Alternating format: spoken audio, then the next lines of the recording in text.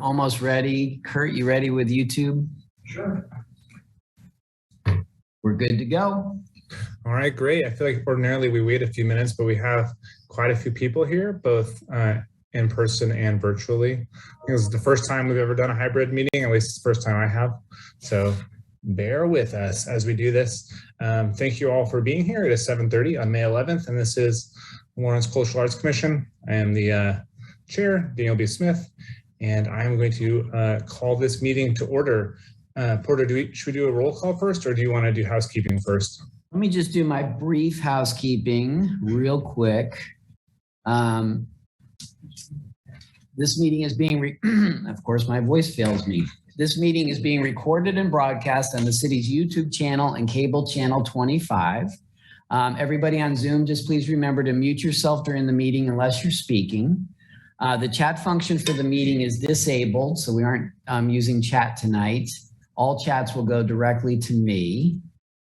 Hang on, sorry, I'm just trying to make sure I've got that setting properly. Okay. And the city does reserve the right to mute people or turn individual videos off to minimize distractions during the meeting. And now I'll turn the meeting back over to Daniel. Great, thank you, Porter. So I will begin, as I always do, with the roll call. So when I call your name, simply state that you're here. Marlo Angel. Here. Denise. Here. Mary Doveton. Here. James. Jordan. Jordan she was out sick, so she just contacted me recently. Dina. Here. Marciana.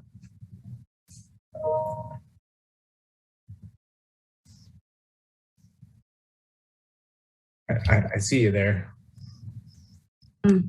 There we go. I'm here. Okay, great. Thank you. Rebecca?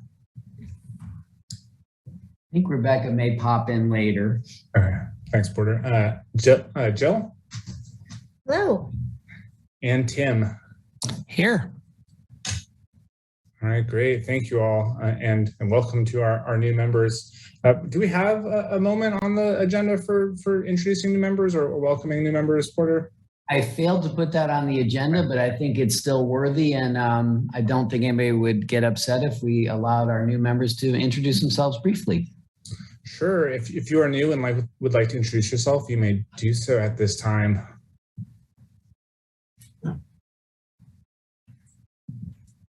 Am I the only new? I can start. My name is Jill Stevie. I am a realtor with Keller Williams Integrity. I am a Lawrence Townie, and I'm just in love with the arts and culture of Lawrence. So I am so excited to be here and to be a part of something so great. So thank you for having me. Thanks, Jill. Hi, I'm Tim Metz. I am a consultant with SS&C CPAs here in town. I've lived in Lawrence since 1983, and I'm a musician.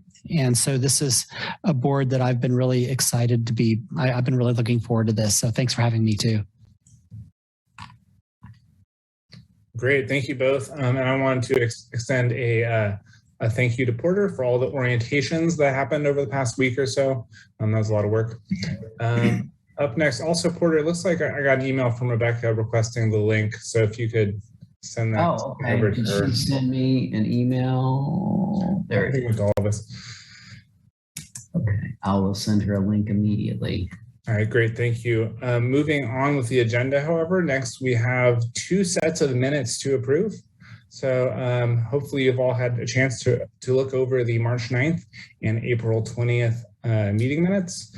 And we'll have some time here. If you have any discussion, feel free to speak up. If not, I will request a motion to approve the March 9th minutes. And Daniel, I have a minor correction. There must be a typo on the March 9th minutes. I was not in attendance at that meeting. And can you state your name? I'm sorry, Dina Amont. Okay, great. Thank you, Dina. And I will catch that and fix that. Are there any other Any other comments or motions to approve those minutes? This is Dina Amont again. I'll make a motion to approve the minutes. All right, great. Can I get a second? This is Denise. I second. All right. Should we do a roll call? Yeah, I would just do a roll. All right, Marlo. Approved. Denise. Mary. Approve. James and You- Jordan. They're both absent. Dina. Approve. Marciana.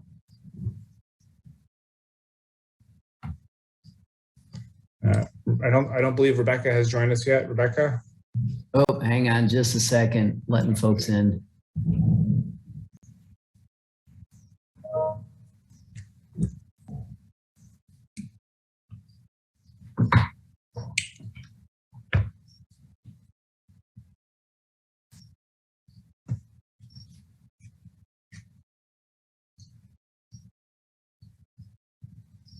Should we include Rebecca in this roll call vote, or should we? I think you can go ahead and go with Jill and Tim, and then we can explain to Rebecca and she can choose to vote or not. Okay, great. Then up next is Jill. All right, and Tim. Approve. All right, fantastic. Thank you. And Rebecca, welcome to the meeting. Sorry if you guys in trouble with the link there. We just went ahead and approved the minutes for the March 9th meeting. We started doing the approval roll call before you joined, but I would like to give you this opportunity to speak up if you have any comments about those minutes or voice your approval. I approve. This is Rebecca Schlichting. Thanks. All right, great. Thank you. And since we didn't have those meeting minutes would have been approved last time, but we didn't have a quorum. So Porter, do we actually need to approve the minutes from the last meeting, considering we didn't have a quorum? Was not prepared to answer that question. Well, I guess it wouldn't hurt to approve them, right? Yeah, I think it just acknowledges there wasn't a quorum, but you all approved that, the minutes as written are satisfactory to acknowledge that. Sure. So yeah, at the April 20th meeting, we didn't have a quorum. I will make a brief plug here that we had a presentation at that meeting about a really interesting project that a couple of folks are doing involving some retail locations. And if you were not present at the meeting, I would encourage you to go back and watch the video and learn about that, because it was a really interesting presentation. But I will go ahead and ask for approval on those minutes. So if anybody has any comments or would like to motion for approval, that would be great. This is Dina Amont. I'll make a motion to approve the minutes from April 20th. Thank you, Dina. Can I get a second?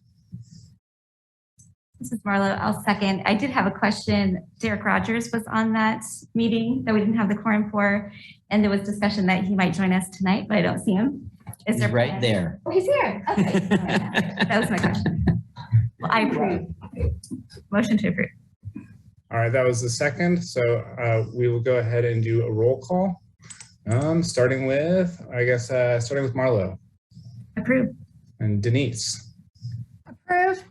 And then Mary. Approve. And then we'll go to Dina.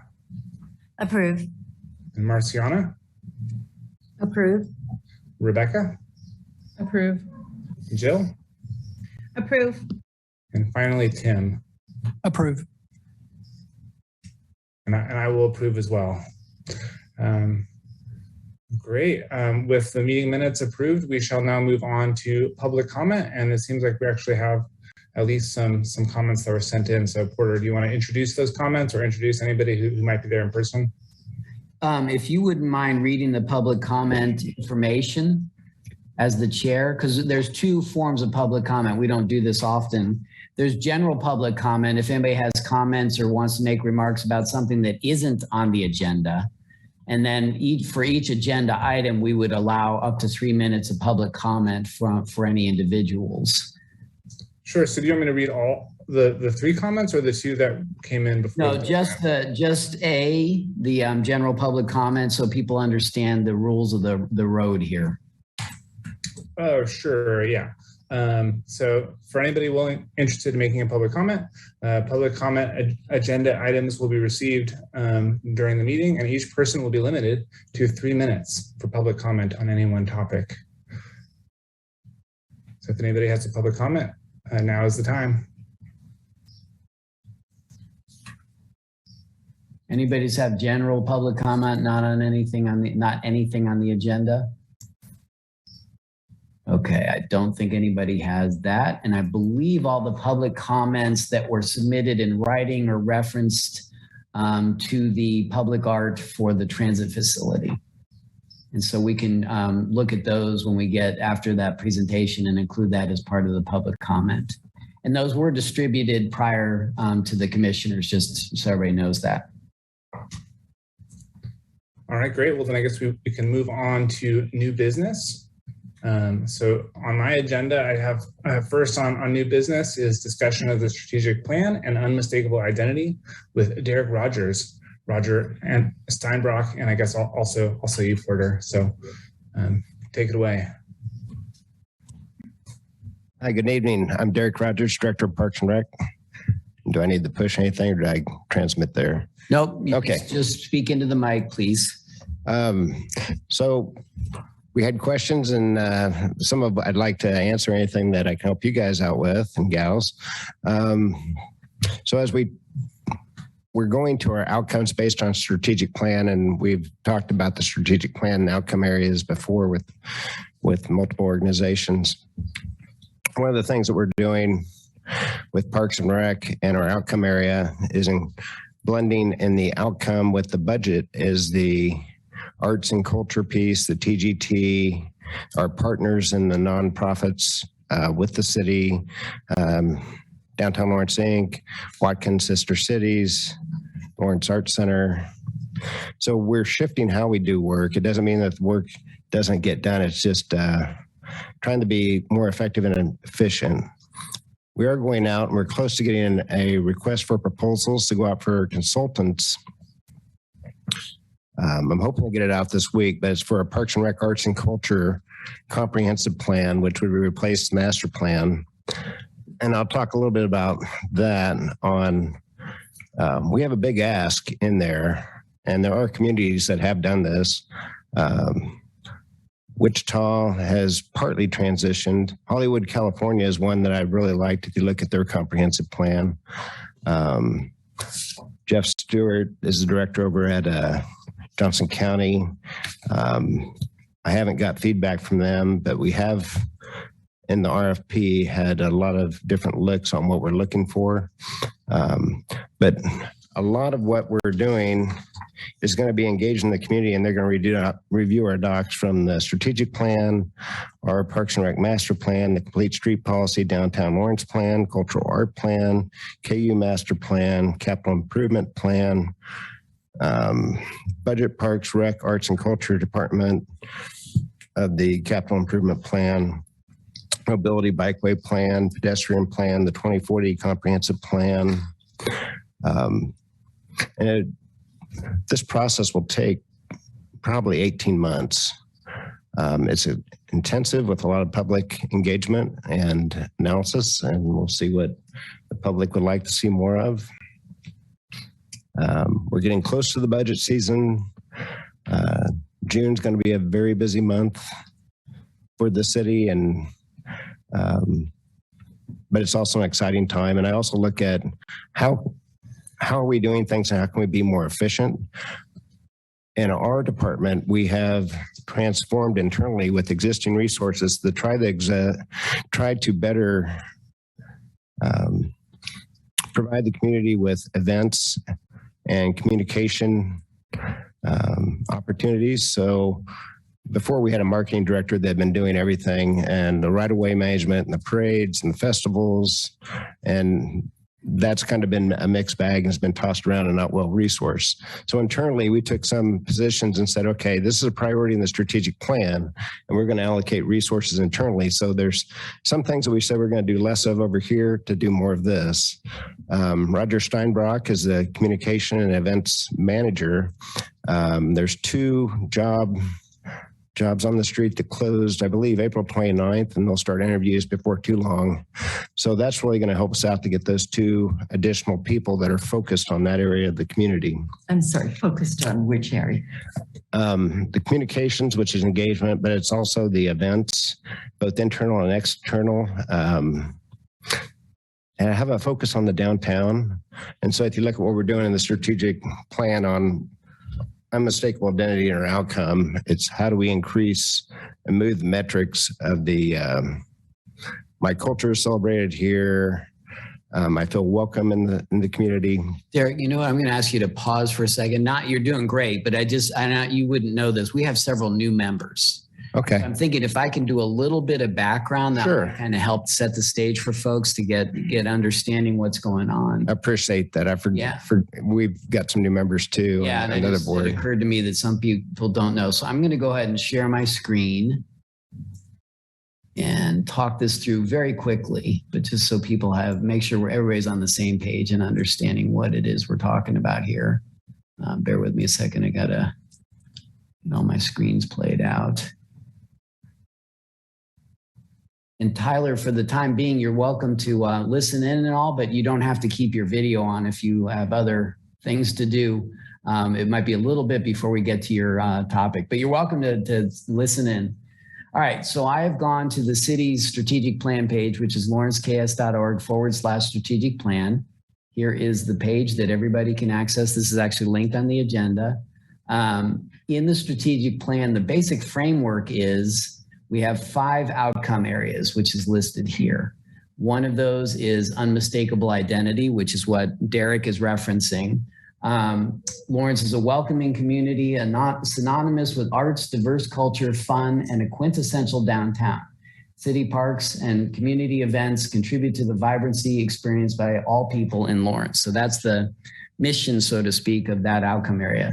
We also have strong, welcoming neighborhoods, safe and secure, prosperity and economic security, and connected city. And all of these are linked. So if you ever wanted to do any research here, you can go in and look at these. Just quickly, we were also working through 6 commitment areas: community engagement, efficient and effective processes, equity and inclusion, sound fiscal stewardship, engaged and empowered teams, that's more internal, and environmental sustainability. So these commitments all play into the outcomes and how we do this work, just as a quick background.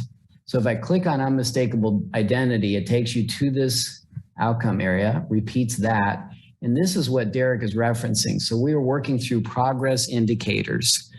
These are things that we've established through a comprehensive effort in the community where we talked to over 3,000 people, and they gave us feedback on what are our priorities. And part of the intention of this is to sort of stay on track, because it's real easy to move towards shiny objects. But the idea here is to focus efforts, focus budget, and really do what we're doing with the greatest of intentions. So these are all the KPI, they're known as KPIs or progress indicators. And you can see several of them listed here. And Derek has actually been working with Watkins, the Arts Center, Theater Lawrence, and other arts and culture groups in town as part of this team. So we aren't just internal, this is external team members as well. So that's what's happening here. And then these are the things, the term you'll hear often is, how is that going to move my needles? So in other words, if we're doing something that isn't related to this, is that what we want to do? Because we have limited budget, we have limited resources, we have limited staff capacity. So that's what's happening here, and the different areas that Derek is referencing. So how many KPIs do you have? 15. 15. So they're all here, and some are in progress, as you can see. And we're measuring these through a community survey that's actually going out soon. We did the last one in 2019. And then through other tracking methods throughout this system. And I mean, you may be able to flesh that out a little bit more. Right. The ETC survey, if you go down just a little bit, Porter, I think there's 3 questions almost in a row that we introduced 3 new ETC questions to get a benchmark for that data. Yeah, actually all of these are in the survey, the community survey.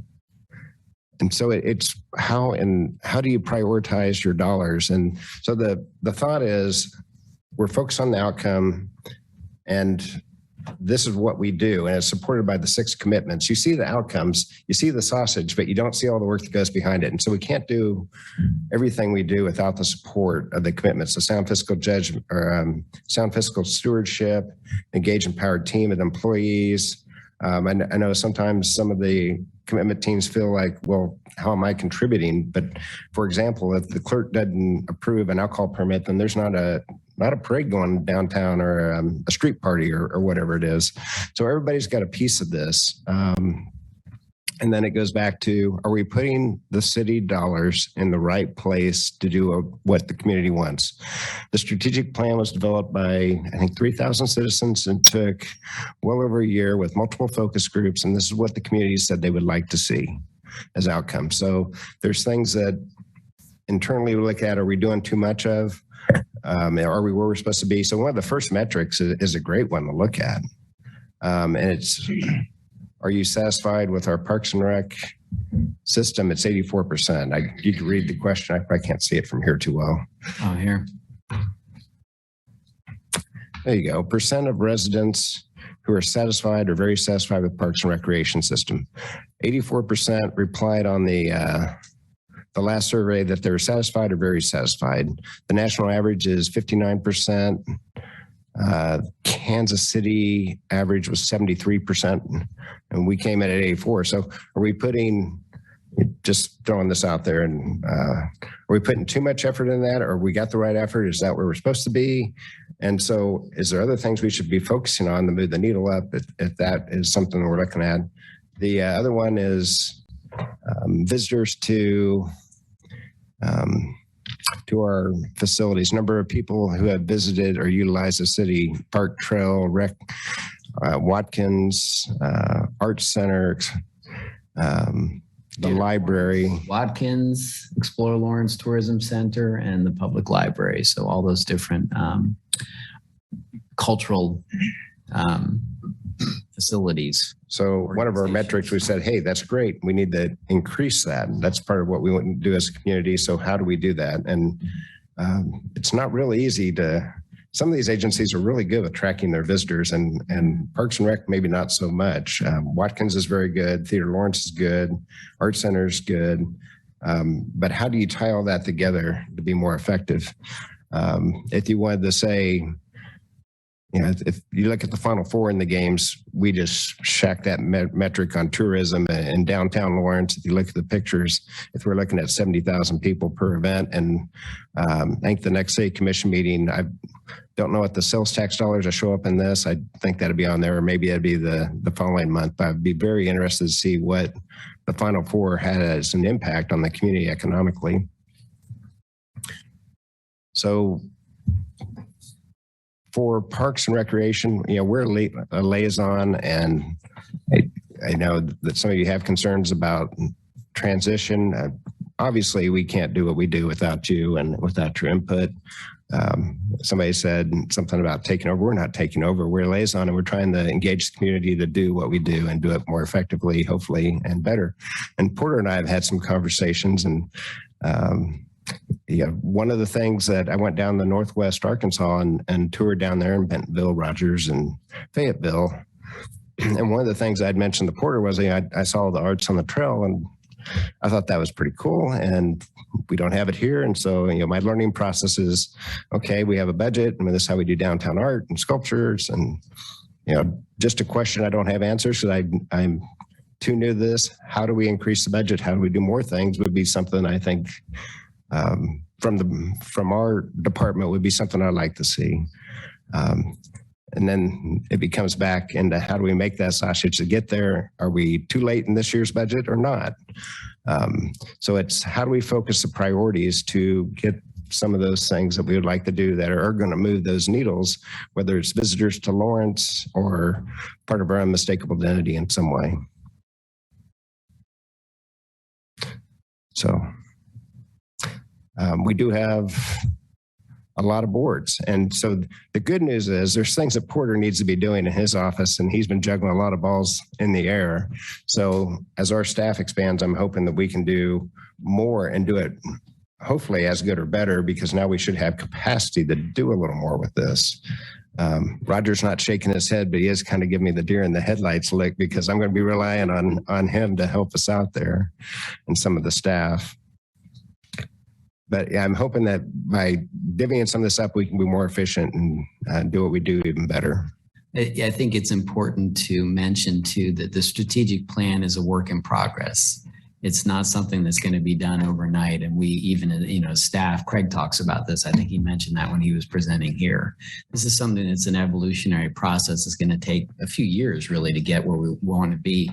Some of those progress indicators will change as we realize that doesn't really fit what we're trying to measure and that type of thing. So we're in a learning curve. Mary can speak to some of this. She's been in some of these meetings. I think Richard's been tuned into some of this stuff.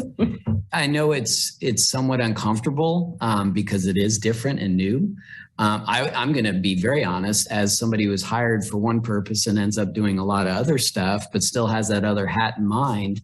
I would say that Lawrence is an amazingly creative town, a town dedicated to arts. Obviously, Free State, Theater Lawrence, Busker Fest, several agencies represented right here tonight. And I think there's room for improvement, and I think there's room for growth. How can we do this better?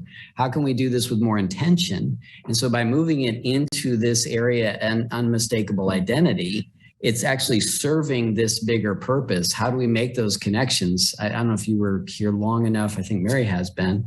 We talked about how can we work more closely with the Parks and Rec board. This creates that type of opportunity of more symbiosis. The other thing we've actually talked about is, and I think I've mentioned it in this meeting, is the opportunity perhaps for, the Art Center to say, hey, we want to do public art. So how do we have that conversation and say, if we're doing a public art project, maybe this is something that the Art Center should take over, or Van Gogh, or, I don't know. And this is all just pie in the sky, but those are the conversations I think can be really beneficial. The Outdoor Downtown Sculpture program is great. Amazing legacy, but honestly, is it really serving young artists today? I'd say no, it's really not, because sculpture isn't the only way sculpture is really kind of rare in public art these days. Artists are doing all sorts of things like hanging beautiful images on the side of parking garages, which we'll be talking about in a little while. So anyway, I see a lot of excitement in this and innovation, and yeah, we're going to be in this transitional period. Roger's hiring 2 more people. And eventually I'm working with Derek and his team to say, okay, how do we transition this stuff over to those people and, get into this and do it better. And then my job is to focus on communications and community engagement. It's basically what happens. So I got a question. Sure. I've been in this business a long time. So I've been part of the original cultural arts plan that never got off the shelf. I was part of the team that hired Porter's predecessor and Porter. And I've really enjoyed working with you and Roger on some of this stuff. I guess my concern is that within Parks and Rec, you have specialists that know all about golf courses and parades and trees and soccer fields and water parks and all of those kinds of things. So as you absorb arts and culture, who is going to provide the expertise on the arts and culture? I would say the board. I've got a real hand in the experience of the community and the board represents the community. Right, but are you going to add to your staff at all? We are adding to our staff. Right, but are you adding anybody with expertise in the area of arts and culture? Roger's got maybe some experience there, but we haven't added that, although he may hire somebody that has that background. Roger Steinbrock, communications and events manager. I'm not used to saying that. That's new for me. Mary, my background, I come from Salina, and we have the rich cultural river festival that I think is a jewel for that community. I was highly involved in public art and design. We were working on trying to get public art into design work that the city was doing, and they've done some of that since I left now 20 years ago. And I was big into the arts. I was on the Stiefel when we were looking at what's the city going to do with that building. I'm so glad they didn't listen to me because I was going to say rip out the seats and do like the Wareham in Manhattan and rent it out. But it is a great music venue, very live music. It's I go to many shows there all the time. I am very invested in the arts. And my background, I'm a journalist. I'm not a Parks and Recreation person. I'm a journalist that was trained and I have a love of the arts. I've tried to within my education and my public service, I continue to try to reach out to different things. I don't have children, but I was on the task force in Salina to guide the future of education. Because it takes the community and we all have to learn from each other.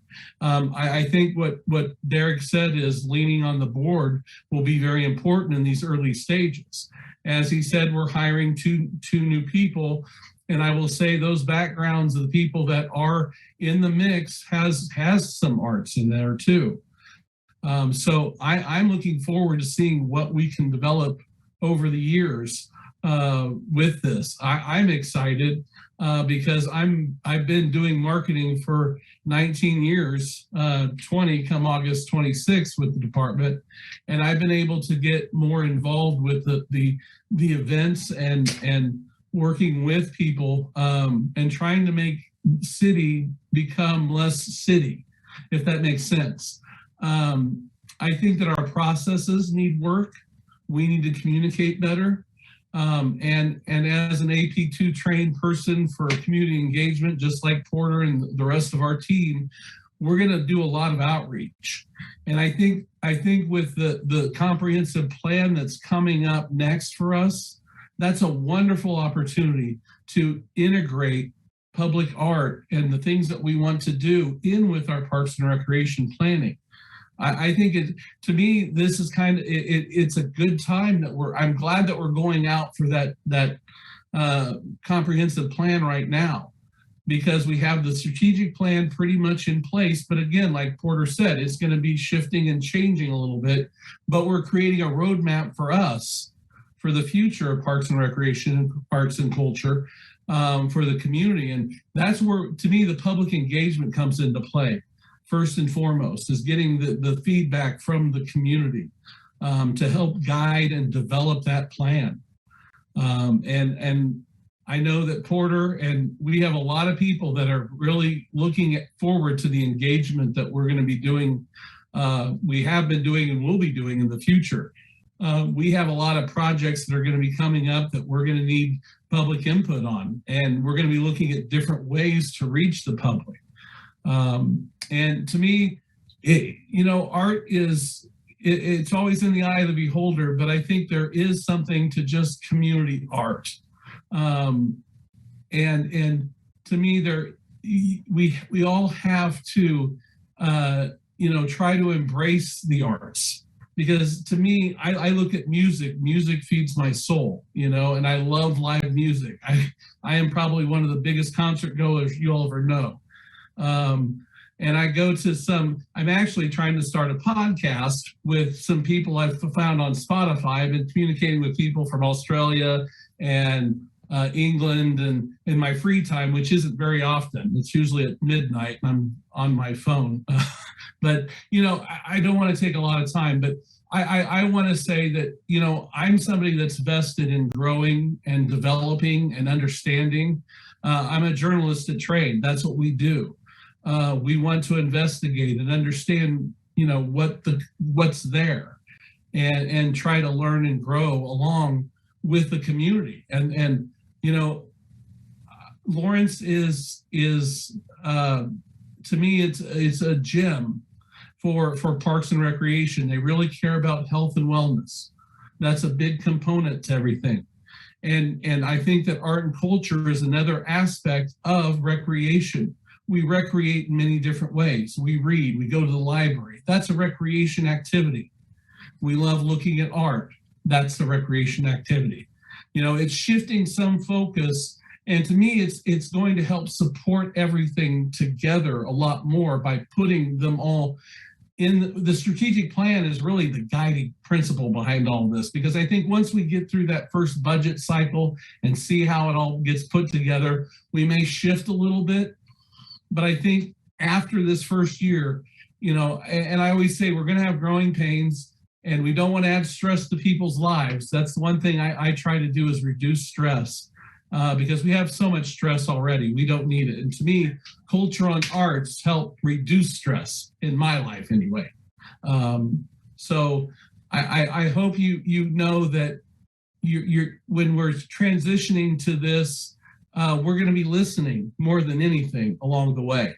Because if we're not listening, we're not doing our job at all. I guess I'll pitch it back. I appreciate absolutely everything you said, Roger, and I applaud you as a model art supporter and music supporter and all the rest of it. But as a theater professional, I would still like to see an arts professional as part of your department. And I would too. But it takes dollars, it takes resources. And to me, Mary, that's something that we can maybe do for the future. And I know that Derek, I mean, we're going to try to do whatever we can to make this be successful for everyone. And I'll pitch it back to Derek. I mean, it's where the rubber meets the road. And again, we're trying to do some things. And I think with these hires that we have, to me, it's kind of a wait and see. We're still in the process, and we're evaluating right now. So it's closed. We're looking at them. We're going to be bringing them in.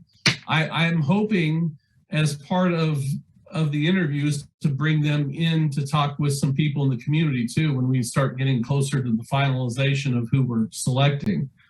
But Derek, I'll pitch it back to you. You hit the key term. It's listening, but it's also budgeting. I'm up here at 30,000 feet, so I don't focus on what puts solely sports and recreation. I think you've probably seen that in some of our collaborations, that I tried to be broad spectrum. And I think that's where the TGT, it's not just about this avenue, and it's about the community. And I'm more about the community. And Roger will tell you that also, that how are we meeting a diverse and equitable and inclusionary community, and it's built on trust and transparency, and that needs to be a culture. And so I'm trying to set that from the top down through the organization. A lot of it's been there for a long time, but this transition, building this division with Roger, is taking the city in a whole new direction. And so it's an exciting time, but like Roger said, the learning curve is going to be pretty steep for us, and it's going to have to be a lot of listening and engagement. I think too that this is where this board becomes really important. We do the downtown outdoor sculpture exhibition. We're doing programs that have been done literally for years. There's layers of policy with arts and culture. Some good, some not so good. Some need to be revised and changed according to this. I think the strategic plan gives an earnest pivot point. And it's an opportunity to have these discussions. And I agree with you. Get those people on board that need to be there, and or adapt the programming and the budgeting so it does what it needs to do, and how does that work best? So I think it's a real opportunity. Instead of just hiring a director of arts and culture because of one project that frankly didn't really, it didn't succeed, truthfully. This gives it a lot more opportunity. And I think, Roger's point is well taken. His job is to do the community engagement with his team and build upon that. So I hope that makes sense. And again, I get it. We're going into unknown territory in a lot of ways, but I do think it's an opportunity to grow up, and who do we want to be when we grow up as far as arts and culture goes. I've often said, I hear this all the time. Oh, Lawrence is such a great arts and culture town. It's like, well, what does that really mean? You know, what does that truly mean? And what are your frustrations as, you know, Theater Lawrence? Was it the Art Center's frustrations? Don't get started. I know, exactly. No, exactly. And let's put those frustrations on the table and say, hey, let's talk about these and figure out how can we start making, you know, real change to benefit and do the Free State Festival the way you want to do it. And to work on, you know, the unmistakable identity aspect of that. So it's all of those things, including the events and including the boring stuff like who puts the barricades out when Busker Fest is out there, you know, and that's what Parks and Rec is dealing with right now. Who does the permitting? And Porter, the one thing is, I think you're not going away anywhere. So we're going to have your expertise that we can lean on to collaborate and talk with as well, correct? Absolutely. There you go. My concern is always moving things forward. And so I appreciate the opportunity to grow and to look at things differently than we have in the past. But I love to see money getting out the door and things moving along quickly. So I think that's always my frustration with, especially when we're rebounding from the pandemic. We haven't done our community arts grants. There's just been a lot of holdup as we're coming back from TGT funding. And what I would hate to see is if we're just worried about a cultural plan or a master plan and all these plans, and we're not hitting the rubber, getting this money out the door, and let's get art now. So that's where I'm coming from. So I love looking long-term. Let's look 3 years down the road. But in the meantime, let's get these programs out the door and working. My fear is if Porter's not there with his expertise, I mean, he brings so much to the table as a public art administrator. You need that. Like, I mean, passion for the arts is wonderful, but you need somebody who's got the expertise, knows what a mural does to a building, and, you know, all these wonderful things that we've taken advantage of over the years. And for the, I need to see how far along we are in the budget process, but one of the things that the partner groups all know when we're discussing budget is the question we have for them: how are you meeting the strategic plan and the unmistakable identity outcome? And that's part of your funding, and show us how you're going to answer these KPIs. So could that mean more money? Maybe, maybe not. Depends on how far we're into the budget. But that is something we're going to sit down with every group that receives funds and go through. Well, let's get some funds first. Well, there's funds out there. It's just giving you lots of information with no money. Yes, and we appreciate everything you do and the opportunity to collaborate. But I agree that in talking with Porter, and again, my learning curve is going like this, but I'm asking the questions budgetarily, which gets the money out the door. And so what'd you say you put out $1,700 for how many grants for the street art downtown? 10 or 20 tax? Yes. Oh, no. Of the sculpture projects. The outdoor downtown sculpture exhibition has a $20,000 budget. So roughly you put out 11 to 12 sculptures. Usually 8 to 10. 8 to 10. So one of my questions to the board is, how can you do more with that? Well, we need more funds. And it sounds like that's something the board's been asked for. How do we get more funds? Do we go to the general fund? Do we stay TGT? Those are the kind of questions that Porter probably hasn't had a lot of capacity to say, I'm going to go dive in the budget. And capacity is a tough one in a lot of our departments. See, that's I guess, and I'm sorry if I'm speaking out of turn here. However, the frustration with some of us working in arts and culture and looking at the decimation of our audiences through the pandemic. And here we're talking about $20,000 for arts and culture for a sculpture exhibit. And you're saying, how can we stretch that further and how can we do more with it? And yet the headline in the newspaper last week was $400,000 for a new water park. Well, I know you can't balance those, but I guess my concern going into a brave new world with Parks and Rec is that who's going to say, you know, 20,000 isn't even a drop in the bucket.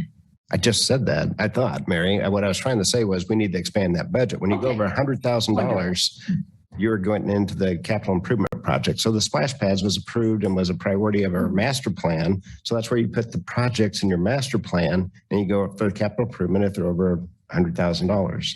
And that was something that was in the 5-year strategic plan for 5 splash pads. We got the first one, we're working on the second one. there should be a third one. The commission can change their mind. And that's one of the things we asked. We're going to ask in this is for the consultant to review our capital improvement project list. And are we doing the right things that they're wanting to do? Are we doing too much sports? Are we doing too much of the water? What should we not be doing? And is it tying up? So the splash pads, anything over 100 is a city commission item, capital improvement. The art by the police station, I know it was obviously it had to be approved by the commission because it was over $100,000. Well, and it's a CIP budget. The public art program is tied to CIP. So contrary to what some people think, that money can't be spent for other things outside of bricks and mortar. And that's something that Amber Sellers brought up with the presentation I did a couple of months ago about the public art program. There are current limitations, but again, if Amber, I think, was referencing the idea of doing more like local art, opportunities. With the CIP, it's trickier because these are big contracted projects, but how can you then say, okay, we really want to do these projects. How do we adjust our budget so we can do that and have that conversation in earnest? So I think it does open the door to have broader conversations and not just preaching to the choir, so to speak. So the question is, if you say went up 25% of that budget to do more, and could you expand the range? The Burroughs Creek Trail is one of our most used trails where you see so many people out there. You've got a headquarters that helps maintain that trail, and they'll chalk it and they'll put out messages about mental health. Is that an area that maybe there would be something to do? Is there something then another area that would be cool? But I think at the smaller level, you could do more projects, and maybe that's where you want to go. But if the board would like to see more of the capital, then we can focus on that. And how do we move this forward? Like, what's the timeline, or how do we get engaged and start getting things moving? I would say task force and this when it comes out, but I'd say we could do some mini task force and say, okay, what is the vision? And I don't know, do you have a strategic plan for the Arts Commission? Well, there's a cultural plan. There's a cultural plan, but is there a strategic plan? No. So that's one of the things we're looking at from Parks and Recreation. It would probably be next year is you take the city strategic plan and then you try to narrow the focus and say, okay, within this umbrella, this is what we want to do with a defined strategic plan. Now, how do we get from A to B, which is what the city's doing? So the Art Commission will definitely be involved in this. And then to Derek's point, as they do this strategic plan for Parks and Recreation, there'll be other opportunities for community engagement and there's certainly stakeholder input and that kind of thing. So, yeah. The other question is, when was the last time your group has done a retreat? Ours hadn't been over at the Parks and Rec Advisory Board in a while. And did you focus? So it was hard with, we're still coming out of COVID, and it's a retreat that we do annually. I'd like to see a deeper dive retreat, and maybe you could really get some stuff in that that process as well. Get the stuff on the table. I've talked to you for years now, and it's like, I know there's frustrations. Let's talk about the frustrations.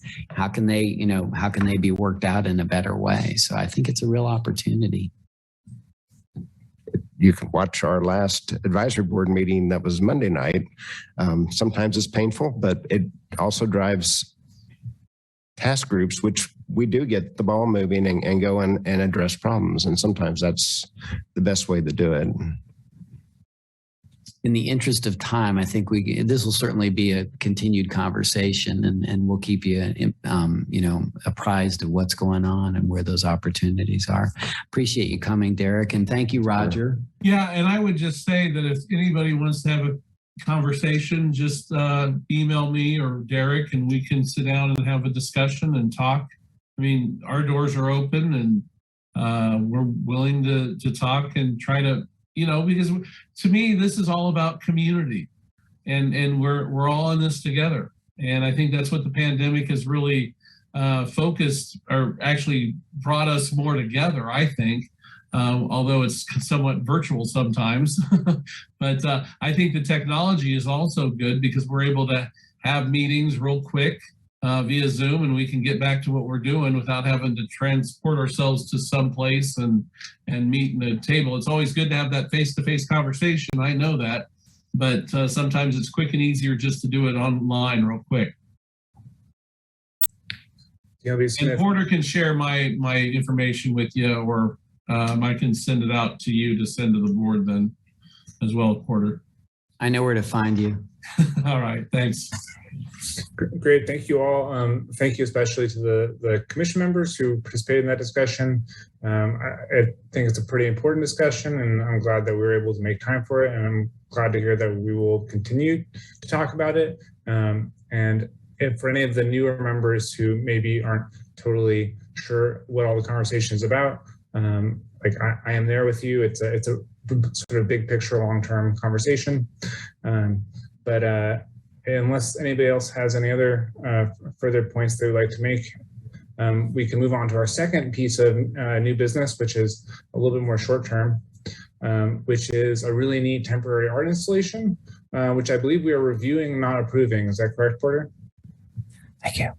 I do think this is a temporary installation, and Ben Ahlvers is here from the Art Center. I'm going to invite Ben to come on up, and he can give us some background. But basically, Ben submitted this, and it's not a permanent structure, so it doesn't need a formal approval, but it is proposed to go on a city building. And so I think with that said, it should have formal approval, if that makes sense. And let me share my screen so everybody can see what it is we're talking about. So the location is on, this is the garage next to the library. And you can see the big red square and the yellow X there. And then the image that is proposed is this image. And I'll let Ben step in and talk a little bit more about the evolution of this project. Sure. Well, thank you for the time. It's good to be back in this room, kind of. No, this is a part of an exhibition that will be at the Lawrence Art Center beginning May 27th through July 30th. One of the artists, Cara Romero, who's the photographer for this particular piece, has some pieces that will be in the gallery, but working with the curators, Maria Velasco, who's a professor at KU, and Rachel F. Bueller, who's a colleague of hers, they've curated this exhibition, and the exhibition is about basically parents as artists, artists as parents, and that intersection. Anyway, originally this was slated to go out on the hydro plant down on the river. And we'd been meeting with them. The owners of that operation were enthusiastic. As we got into the nitty-gritty of how that could actually happen, it became very complicated, and OSHA was not super psyched about us doing this down there, and it became very costly. So that's the timing of that feeds into the timing of why I'm here 2 weeks before we'd like to put this thing up.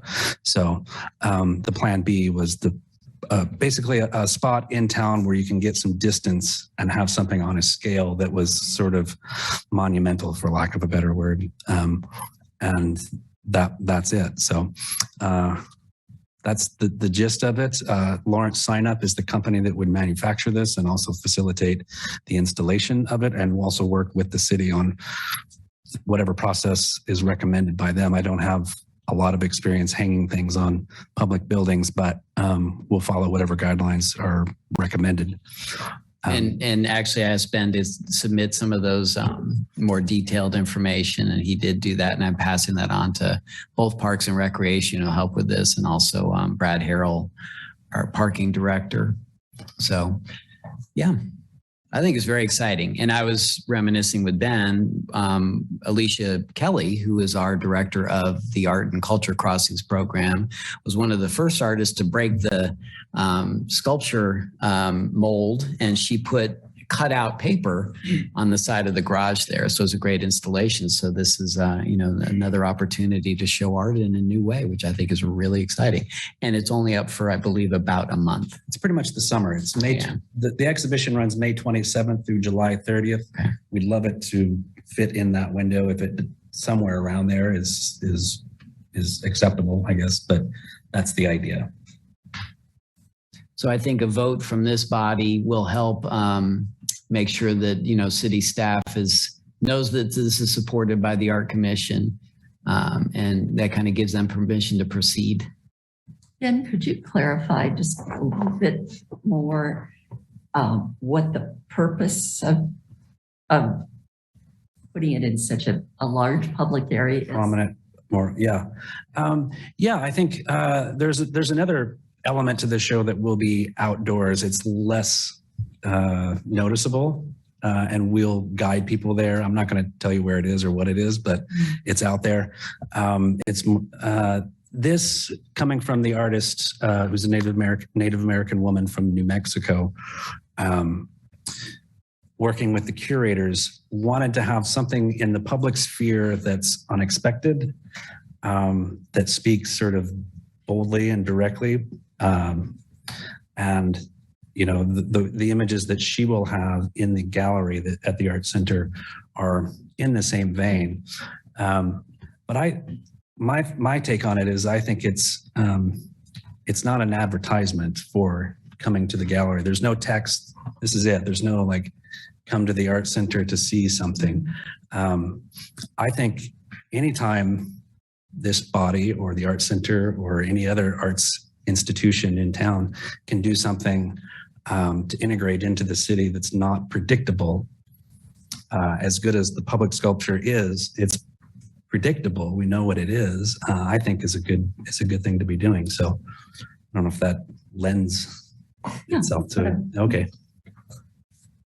I just, all of a sudden this thing came up and I thought, why? Why?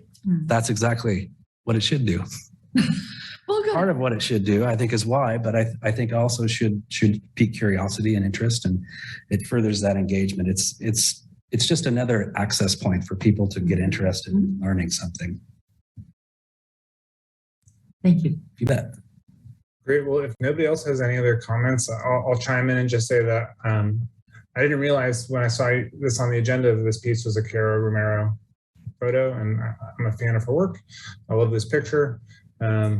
I just went and read about this picture a little bit on our website, and I guess I would encourage anybody else to look into it as well. But I'm certainly in support of seeing this go up. So I will call for a motion to approve this installation.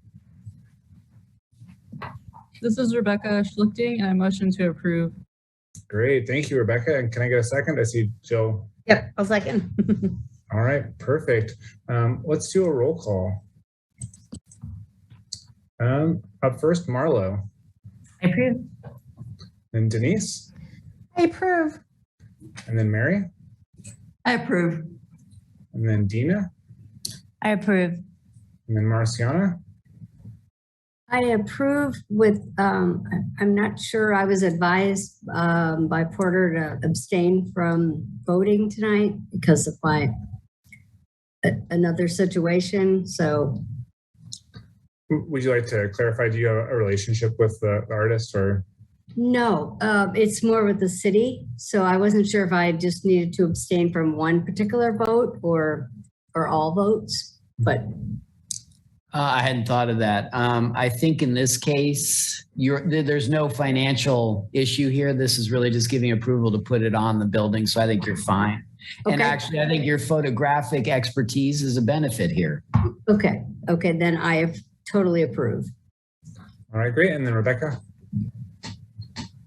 Yes, I approve. And then Jill? And then Tim? I enthusiastically approve. Very good. Great. Thank you all. Well done. Yeah, and thank you, Ben, for joining us. Let me know if you need help, but I'll pass this on. Thank you. Thanks for doing this. This is great. And you're working with the Spencer on this one, right? Just give everybody credit where credit is due. All right. All right. Daniel, I turn it back to you.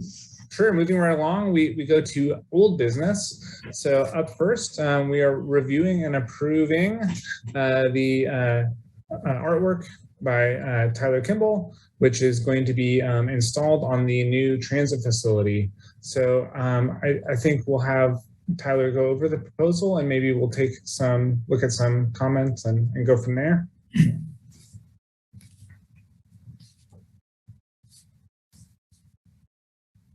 Hi, everybody.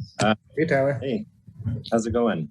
It's good to see you guys working over everything. It's it's enlightening for sure. So, and I want to, thank anybody who I haven't already thanked for recommending my proposal and for the approval here. I'm absolutely thrilled to be talking with you guys now. So, and hopeful things are going to, start moving along. I really am excited to make this work. So, the idea is that these multiple locations in the transit facility kind of all connect the pieces together. It's actually called Making Connections, which has this very transit feel, which, it's got these locations with these kind of roads to those locations. It's a very transit feel. So, but it's also right now got and this rendering doesn't do it justice, that each one of those discs will have patterns on them that will draw people in, and the detail on them will just blow people away. This corner of the building being kind of highlighted by the drive-by traffic and everything, I think it'll really make a big impact with people seeing that there's a lot going on here at this transit facility. And this is all blown glass. I'll be blowing all the glass and then turning it into panels that then will get retrofitted within the commercial framing. It's a really nice process where there's no code restrictions or any wind load concerns, because everything is just right on the inside of the commercial windows. So all of the codes are kind of held by that commercial installation of the glass and aluminum frames. So this is kind of the stained glass portion. It's got these red and blue discs, giving a nice nod to to KU's colors, and also all these little roads going from each disc to another will have a lot more coloration than is seen in this as well. So it'll really pop, and that kind of muted white that's an alabaster, really kind of translucent white will make those colors really stand out. Tyler, I might just add this is Tyler's concept proposal, so these are not the final colors. And I know that people have provided feedback about expanding the color palette a little bit. Certainly a nod to KU is appropriate, but recognizing other colors that are representative of our town. I'm absolutely all about that. Nobody knows the community better than the community itself. And so being able to use the colors to represent everybody and give everybody's voice a nice loud projection through those colors, I'm all about doing that. So please tell me what colors to use. There's no wrong color in glass too. Everything just looks amazing. So the more color, the better, and the more representation, the better too. And I will also add that the architect of this facility was on the artist selection panel. And so what you're seeing is how this will look in a rendering from inside. But the architect is also aware that if this is lit from inside, then at night, this northwest corner of the building actually becomes a color field unto itself. So it actually becomes a pretty significant accent on the outside of the building at nighttime, which I just think is a really great, benefit of a piece of art like this, especially in this context where it really is a day and night type artwork. Yeah, absolutely. A two-part piece, one part from within and one part from without as it glows into the evening. The chandelier, you can kind of see the connection here. We've got these discs with lines going to them. Those kind of squat spheres or discs are going to be lit, as well as the lines that are connecting to those discs. A nice kind of statement walking in, feeling that same feel of the window outside when you're walking through. It all connects well, and yeah, nice chandelier really gives that kind of luxury feel, I guess. Actually, I'm gonna go here. I'll go here first and then go back to the install. Okay. So these are the towers outside. They stand about 9 foot tall. The columns are 7 foot, and the 18-inch spheres are 18-inch, and they are lit from within. It's multiple pieces of glass that are compressed down to create one piece, and they stand atop that canopy. And this light is not emitting out; it's more emitting onto the glass itself to really give that colorful glass this nice glow, this warmth and comforting glow. So knowing that you're approaching the facility, you've made it kind of a feel. Yes, same thing with the colors on this, where I've put these colors in, but if there's a strong suggestion from the community of what colors to use, I'm all about it. I want the community to feel a closeness to this piece. So yeah, and here they are on the in these sections on the canopy here, kind of spanning that whole canopy.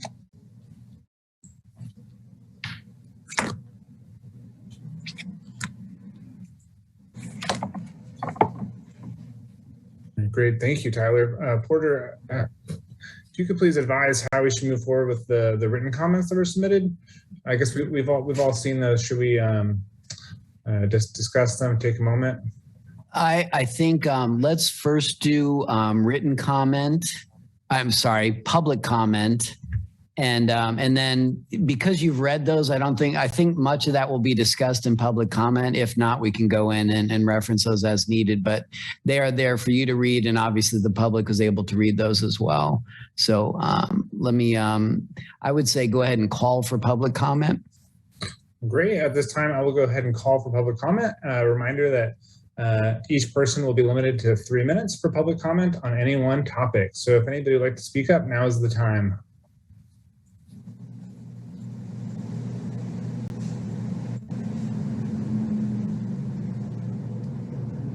Okay, I'm going to speak up. This is Rebecca Schlichting here.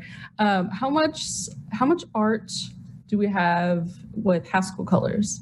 Because we see KU all over the place, but we don't see Haskell, that beautiful royal purple and yellow or gold, right? So I'm just going to throw that out there. That's all. Dean B. Smith here. So I'm going to go ahead and just throw it out that public comment is normally for members of the public, but it doesn't seem like we have anybody. There's nobody there in person that we're overlooking, Porter, right? Nobody's here in person. I'm wondering, here we go. Patricia's here, and I think JT wanted to say something as well. So if you could raise your hand or just turn on your video, that'd be great. Yes.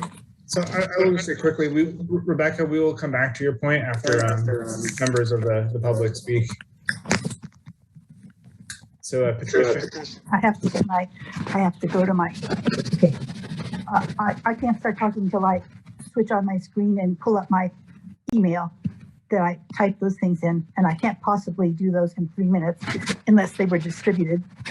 Were they distributed? Yes. My lengthy ones, my detailed ones? Only the ones I received this afternoon because I've been busy with other meetings. I received a short one from me before noon, and it was not posted, and I never got a response from you. Patricia, it was posted. It's on the agenda. It may have been posted at the very end of the day. When was it posted? I'm sorry, but I went through a lot of trouble, and I'm sitting through a whole meeting for this, and I don't think it's appropriate. I feel like I'm being discriminated against. Why don't you go ahead and share what you want to share with the commission? I'm just trying to clarify what has been distributed of mine that was sent as written comments. The first were sent before noon today, and that was a very brief one. And then I wrote more detailed comments, and I sent them to you. And I presented this as a dilemma to the chair.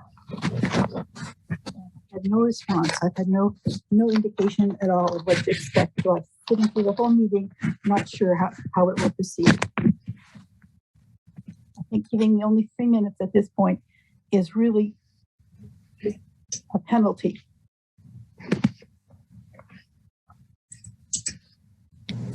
I could elaborate.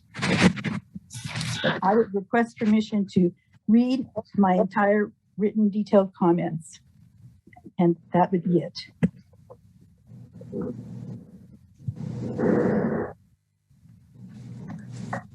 Since I wrote, hello? Hello? Yes, we can hear you, Patricia. Do you have anything else you'd like to add? We do have written comment that you submitted. No. Okay. How do I have to say this more clearly? I had a misunderstanding about when the comments were due. I submitted a very brief, because I had no time at all to do them once I realized my mistake. And I submitted those before noon today, and they were not posted. When he got around to posting them, I don't know. I thought it might have been that you spoke to Porter. Patricia, they were posted early this afternoon, and they're right here, and I'll actually show them on the screen. That you didn't even give me the courtesy of responding back to me? I had to write to you and ask you, where were my comments at like about 1:38 this afternoon after I submitted them before noon. I realized they weren't posted at about, I think it was 1:38 or something like that. Patricia, I sent them immediately to the Art Commission's members, so they have all seen these within minutes, literally, of when you sent them to me. And then they were posted on the agenda, and I'm now showing them on screen so that everybody in this meeting can see them. If you want to speak to these, I didn't know you sent me another email because, as I said, I've been involved in other meetings afternoon. That's why we have a deadline. I met the deadline. I know, and I posted what you sent me before the deadline. So I don't know what, I can't tell you anything different. You have now 3 minutes to share your share that comments. Possibly, and I've sat through this entire meeting. I wrote to you on April 25th to ask for background materials so that I could make informed comments, and I didn't get any response from you. And finally, on I think May 5th, I cornered you because you wouldn't respond, and I cornered you by calling the number that gave me a FaceTime, and you answered that. So it would have been appropriate at that time. You could have just sent to me, comments are due, your comments are due at by noon on the 11th, and here's the link to where you send them to. That would have helped a lot. I can't possibly condense my lengthy, they're not lengthy, maybe there's 10 little paragraphs, and it's all written out carefully. And I requested, when I sent that to the chair, Mr. Smith. Yeah, DLB Smith here. So in the interest of time, like we've seen this comment, and I want to ask Porter, should we take a minute and let Tyler or the other commission members? Nobody is listening to what I'm asking for. I'm very simply asking that I can read my then refined comments that I made, because at one point Porter said he would share the comments with the commission, but then I never heard back from Porter. So I'm doing the best I can to be represented here for the amount of energy I put into this, and for the total lack of response, almost total lack of response from Porter. Even now, he's still talking about receiving them before afternoon, and that's not true. And you know, Patricia, I really appreciate the comments that you sent in, and we've all taken a chance to look at them. But in the interest, those are not the comments which I am referencing, sir. In the interest of respecting everybody's time, we can only give you 3 minutes. We have other people who are also here who've also been waiting. So we're going to need How is this fair? How is it fair that I have to go through all of this and never get my comments out? How is it fair? I mean, To be fair, Patricia, you've had the past 3 minutes to express whatever you'd like to express about the artwork in question. I personally think that the comments that we did receive raised some interesting questions, and I think that's something we could discuss.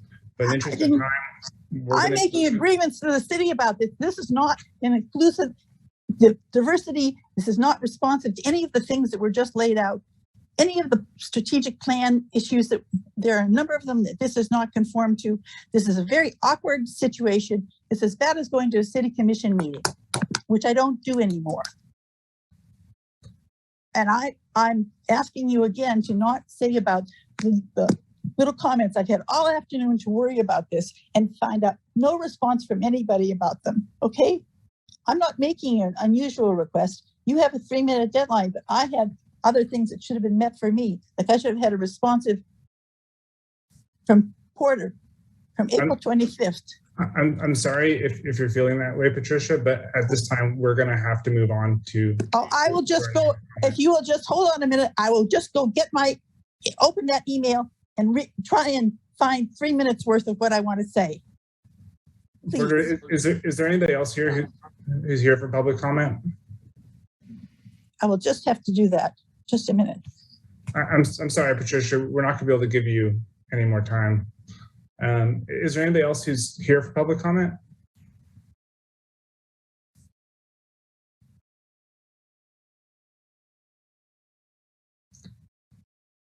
JT, you texted, or chatted, I don't know, do you want to make public comment on this?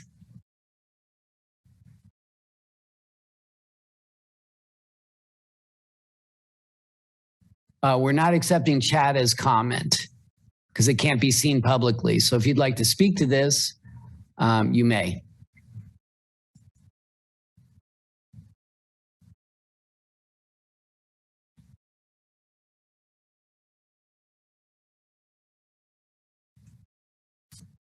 Okay. So, Porter, should we take time to go over the written comments that were submitted, or have a moment where people can discuss? That's at your discretion. Sure. Well, I will go ahead and say my part, Daniel B. Smith, that I've looked over some of the written comments, and Rebecca also commented about the colors that are present in Tyler's piece. That was something that was raised in a written comment.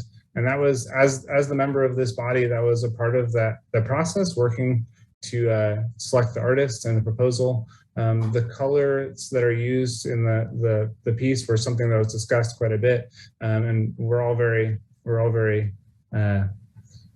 interested in seeing colors other than that KU red and blue represented. So I think, Rebecca, your comment about including some Haskell colors, and we also got a written comment about including Haskell colors, is definitely something that Tyler can keep in mind as he moves forward.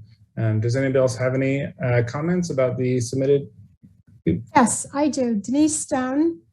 I did read all the comments, including Patricia Sinclair's comments about concerns for birds and also the waste of lighting in the building. And so, I think it's something we should definitely look at. And I received those comments early this afternoon. So I was able to go through them.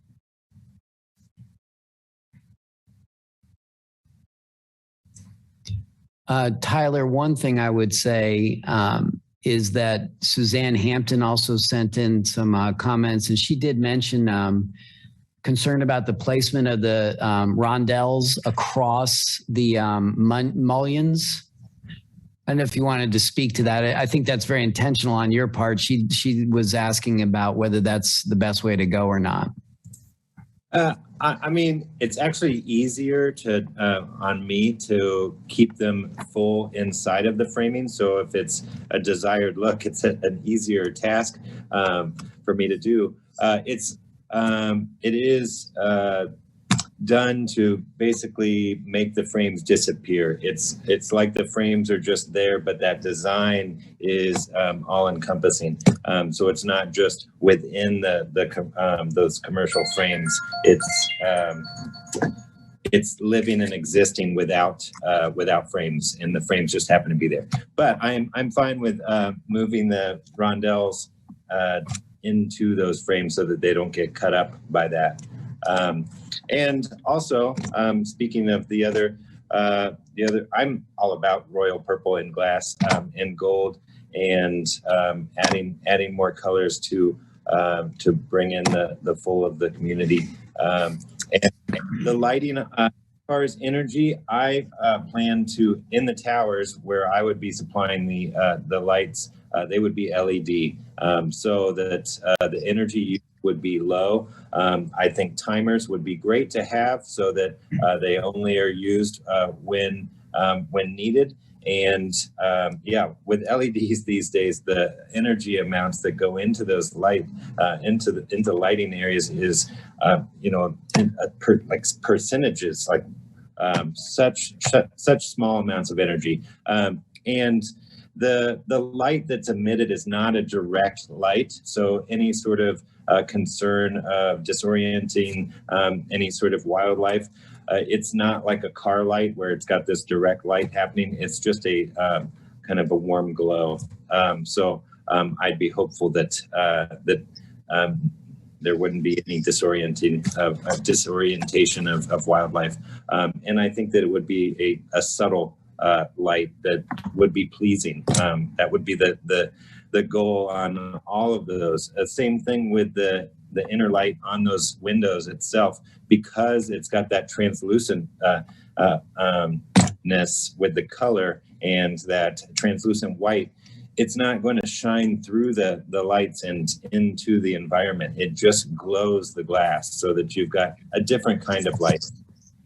So that's some of the, as I'm hearing these comments, that's what I'm looking at. But I'm all about working with whatever is going to work for the space. So as we figure out what's going to work best, I'm all about tweaking the designs and the process to make sure that everybody's going to be happy with this. Thank you, Tyler. All right. If anybody else has any comments they would like to make, now would be the time. If not, I would request a motion to approve. I move to approve. Mary. All right, great. Thanks, Mary. Can I get a second? Tim, second. Thank you, Tim. I'm going to go ahead and do the roll call, starting with Marlo. I approve. And Denise. I approve. And then Mary. I approve. And then I think Gina? it's delightful. I approve. Thank you. I agree. Delightful. Marciana. I need to abstain. Rebecca. Yes, I approve. Jill. Approve. And finally, Tim. Approve. Great, and I will approve as well. Thank you all, and thank you, Tyler, for hanging with us through this process. I realize we're a little bit delayed, but it's been a delight. Thank you all. Thank you all so much. I look forward to when we can all stand back and take a look at this later on. So, okay. All right. Thank you. Thanks, Tyler. I'll be in touch. Thank you. Okay. All right, up next on the agenda, we're a little bit behind schedule, but up next we have, looks like, Porter, are you gonna fill in for Alicia and do an Arts Culture Crossing update? Yes, I am. Alicia unfortunately couldn't join us tonight, but she did send me an email, which I did also pass on to all of you just for your awareness. She's outlining where she is in her process, and I'm probably gonna butcher names and I apologize, but this is the schedule in chronological order, with the main cumulative event happening on June 24th, final Friday. Help me out. Callie Dano, do you know? I think it's Callie. She's doing mobile art supplies. She is going to participate in the May 27th final Friday with the Art to Go block party at the Lawrence Arts Center from 5 to 8. And then also on Saturday, June 18th from 7 a.m. to 10 a.m. And then final Fridays on June 24th at 9th and Mass from 5 to 8 or 9 p.m. Dan Bourne is doing an event called Bang, which I believe is a theater performance. This is going to happen on Thursday, June 23rd at 123rd West. I don't know exactly what that is, but West 8th Street, I guess, at 7 p.m.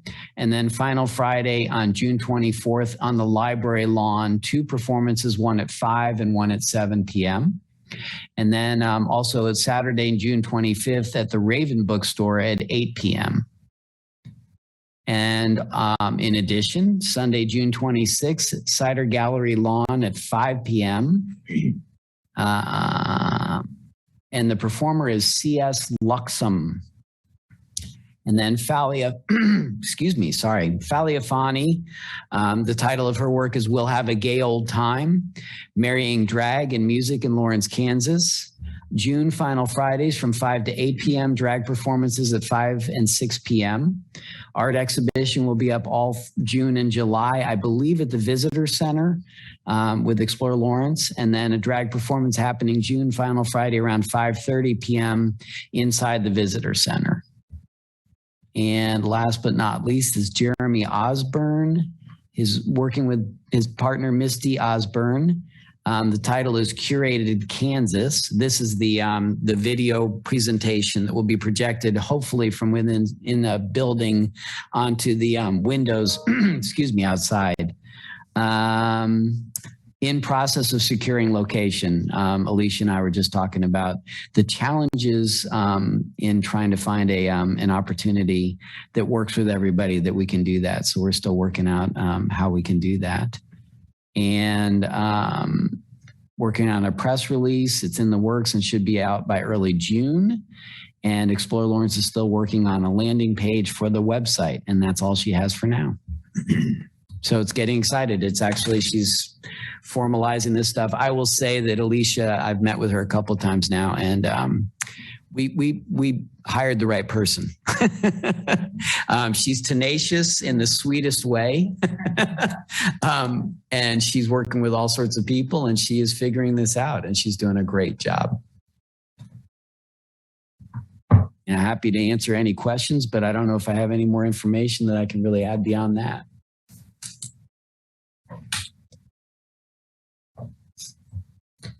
Well, hearing no comments, I will mirror your statements and say that I think this is going really well. I'm really excited and looking forward to it. But if there's no need for discussion, we can keep moving along and get to the committee update section of the agenda, where we can potentially fill the whole group in on any new movement going on with our committees. So I'm not sure how much we're actually going to want to discuss this, but up first we have the NEA, ARP, the grant committee. I don't know, does anybody who's part of that, myself included, but does anybody have anything they'd like to discuss with the larger group? I do. Okay, great. So the committee met, got some great feedback.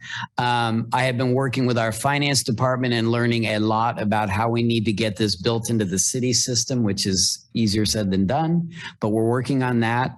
We did reach out to the NEA and ask for a 6-month extension, knowing that we are getting sort of pinched here a little bit, and they granted said extension. So we have a little more time. The first step in this process, as a reminder, will be to do it when we're ready to go. Press release, and as part of that press release, the first step we're going to do is ask the community for letters of interest for eligible nonprofit organizations, so we can get a better sense of who actually intends to apply for this grant, and then we can decide if we need to put a ceiling on the grant level according to the $150,000 budgeted. So that will be happening as soon as I get everything locked in through the city side, as far as setting up the grant in our system.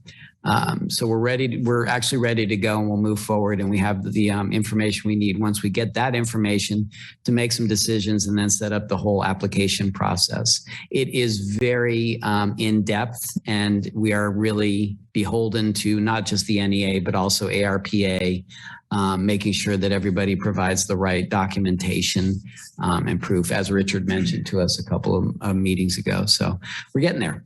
We're getting there, but we have extra time too, so a little pressure off of us. What is that 6-month extension? Like, what's the end date for? I think it was, I think it went through June of 2024. Okay. Honestly, my hope is we don't need that much time. My hope is that once we get going and once we get feedback from whoever is intending to apply and we determine eligibility, my hope is that most of those organizations will be able to say, we can just take this amount of time and get to the threshold pretty quickly. It's the smaller arts groups that may need more time to say, we need to map out, this section of time to do that, if that makes sense. Mm-hmm.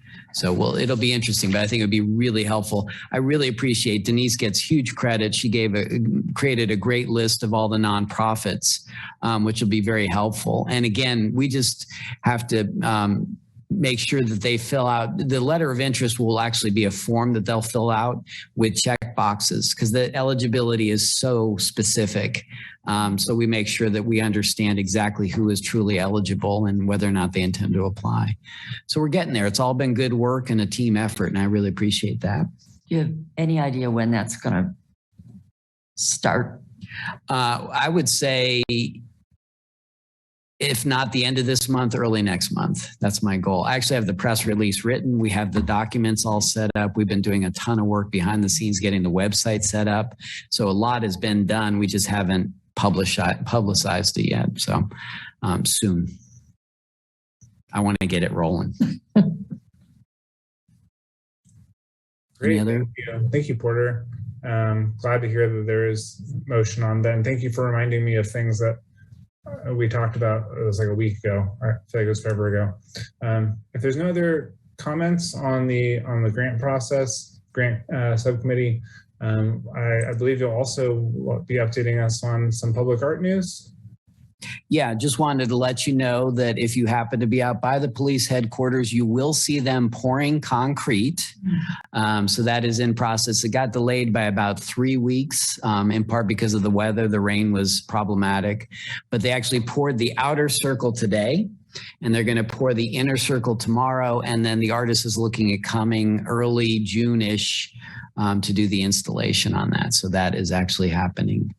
So more information to come on that. And we'll also be determining some kind of opening reception after the installation. So the artist, I believe, will come back and we'll do something nice out there to christen, so to speak, the new artwork. And I will share, I just got some images today from the artist, and I'll share a few images with you guys by email so you can see that too. It's exciting. This sphere is really much more astronomical than I expected. Yeah. All right. Thank you, Porter. If there's no other comments in this section, we can move along to my favorite section, which is miscellany. So if you have any miscellaneous, oh, go ahead, Marla. Sorry, could I interject one thing? I just had a question about the community arts grants, if those were on the forecast or if we had a general timeline, we might be able to reopen those. Let me check back in. We're hearing actually really good news about TGT. Yeah, so bear with me a little longer, and then let me, part of it is, I was hoping that we could actually do a combined effort on the grants, but the NEA is so unusual that I have to do that completely separately. So part of this is just staff capacity, to be honest with you. So in addition to the TGT funding. So I'm still working on it and plan to get it out ASAP as well. Hopefully shortly after the NEA process, we can start that one.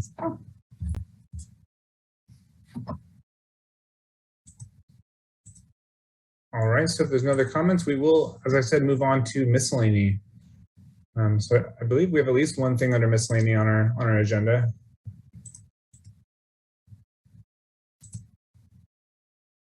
Correct me if I'm wrong, Porter. I don't know that we have anything. Okay. Let's see. I have. Let me see. Am I looking at the right thing? I have that Rebecca has a. Oh gosh, I'm so sorry. No, you're fine. You do have that. I didn't have that on this document. Rebecca, please. I'm so sorry. It is on the agenda. She just wanted to give an update on a conference that she attended. Yeah, sorry. I was trying to click through and find the agenda to make sure I was in the miscellanea area. I remember I saw my name on there somewhere. Yeah, my tribe has an arts and cultural committee. We're playing with the name. We're just forming right now. So I'm on that. I'm an Iowa tribe of Kansas, Nebraska, located in White Cloud, just to give you that background. But they sent us to the Community Built Association conference a few weeks ago now in Omaha. And it was pretty great. It was mostly about community organization, but it was focused around the arts. And so it was really cool. And I attended some great sessions, one of which I thought would be really my service on this commission has been pretty limited so far. But just in this short amount of time, something that I picked up on there that might be helpful here is thinking about how much we're paying artists, or not necessarily that we are paying artists, but if we're going to approve something, to have in mind, are these artists being treated fairly? I went on to this panel, and it was a muralist panel, and that was the number one issue that took up most of the time, actually, was talking about how people will say, I want to do this mural here in a couple of weeks and I'll pay you X amount. And, like Mary said earlier, oftentimes, the money that we get is just a drop in the bucket for artists, right? But something to keep in mind, and, being a community art organization commission, I think advocating for artists is a big part of that. And I don't know what that looks like in this group because I'm very new, but I just want to put that out there and keep it in mind. And also some of the people that went to that conference are now set up outside of the Lincoln. In Lincoln, Nebraska, they have this place called the Fish Farm. It's ceremonial grounds. They have different ceremonies there, and they're now developing in that area. And so they're setting up a peaceful prayer camp to make sure that those lands get protected, or at least the area around where the ceremonies happened are happening gets protected, because a lot of people, one of my friends works for the mayor who voted against this, voted against saving the lands. And he said, I've been running there for 13 years and I've never seen a sweat lodge there or anything. But I mean, it's hidden in the tree line because we've had to hide for a long time. We've had to have our ceremonies hidden.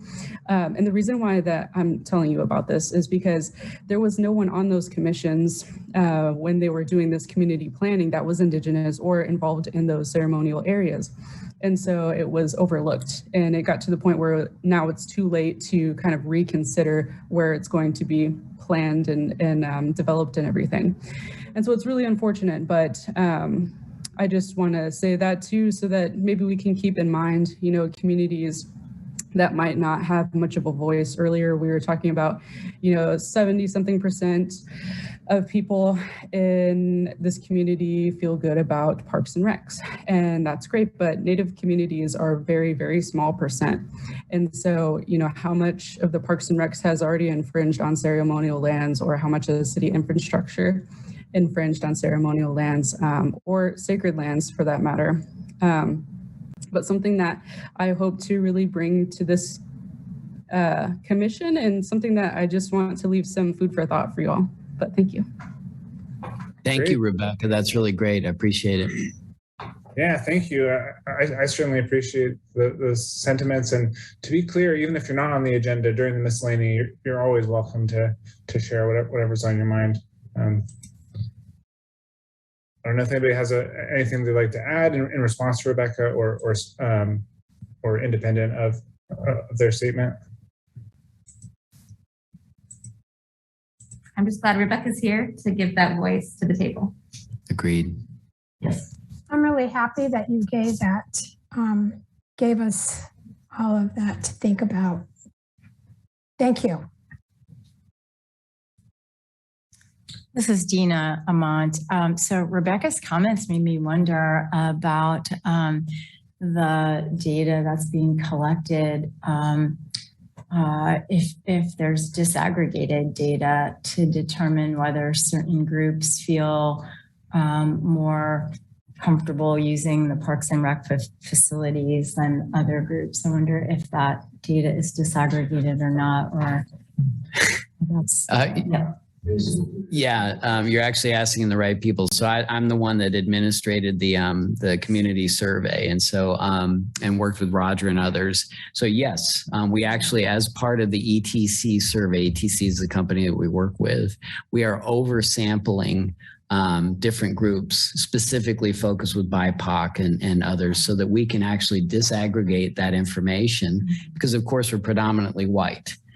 So you have to separate that information to be able to get that data, but we are planning to do that, and we actually paid extra for that service. And they're going to do some extra work to make sure, and we worked with our GIS mapping folks to be able, because we don't have like addresses of certain people, but we can say that we know that there are pockets of populations in these places that they can target, because the whole survey process is actually statistically viable. So they are literally mailing the survey to specific homes to make sure that we cover the whole range and spectrum of our city in a statistical manner. So I do remember that. So that's a really good question, and I hope a really good answer. I'm really pleased that we're able to do that and excited to see how that plays out and gives us a lot more data. And actually what Rebecca's talking about is so timely because of Njuju Wahabe, the stone going back to its rightful place and ownership, which is exciting. And I know we're also talking about land acknowledgements and those types of things. So these are really important and good conversations. All right, fantastic. So does anybody else have any miscellany they'd like to speak to? Hearing none, I will go ahead and say what I usually say, which is just thank you to all of you. Thank you to Porter and the staff. Thank you to all of you for volunteering your time to be here. Thank you to the folks who sent in or showed up to make public comment. Super valuable to us.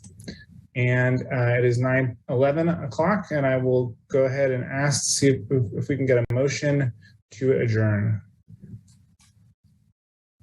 This is Tim, so moved. Thank you, Tim. Can I get a second? This is Denise. I second. All right, fantastic. And there's no roll call on adjournment. Is that right, Porter? I can never remember that. Unless somebody wants to vote in opposition, I think we're good to go. All right, great. Our next meeting will be June 8th. It was nice seeing y'all. Thank you all. Appreciate it. Take care. Bye.